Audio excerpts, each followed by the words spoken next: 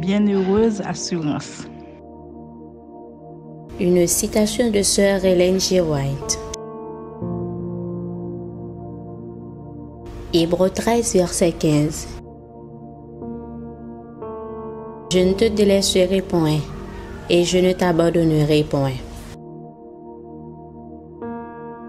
Nous n'avons qu'une vie à vivre, et en nous attachant chaque jour à Dieu, nous avons, à travers les mérites de notre Seigneur Jésus-Christ, un soutien constant pour l'accomplissement des œuvres qui représenteront le Christ devant le monde.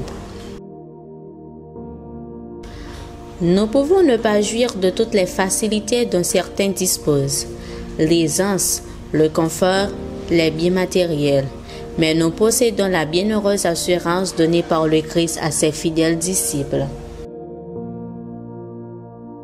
Il leur dit que votre cœur ne se trouble point. Croyez en Dieu et croyez en moi. Il y a plusieurs demeures dans la maison de mon Père. Si cela n'était pas, je vous l'aurais dit. Je vais vous préparer une place.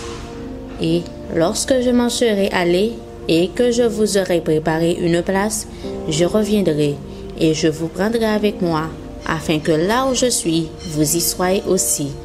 Jean 14, versets 1 à 4. Parole bénie. Nous pouvons recevoir Jésus dans notre cœur, et il sera pour nous l'espoir, le courage et la grâce qui fortifient.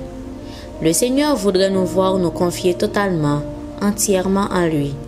Alors, dans la simplicité de notre foi, nous croirons qu'il tiendra toutes ses promesses. Que chacun aille au Sauveur avec l'assurance qu'il fera tout ce qu'il a promis. Avoir foi en ses promesses est la meilleure façon de faire plaisir au Sauveur.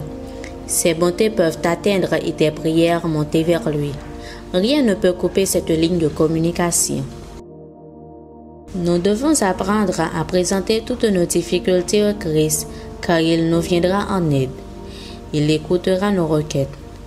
Nous pouvons aller à lui dans la pleine assurance de la foi, sans douter, car il est le chemin de la vie. Plus nos demandes s'élèvent vers son trône, plus nous sommes certains de recevoir constamment la grâce de notre Seigneur Jésus-Christ. En ayant la foi, tu n'ajoutes pas plus de sûreté au chemin que tu suis, mais tes forces et ton assurance s'accroissent, car tu as un guide à tes côtés, à qui tu peux demander avec une foi parfaite de diriger tes pas. Levez vos yeux en haut, page 312, paragraphes 2 à 5.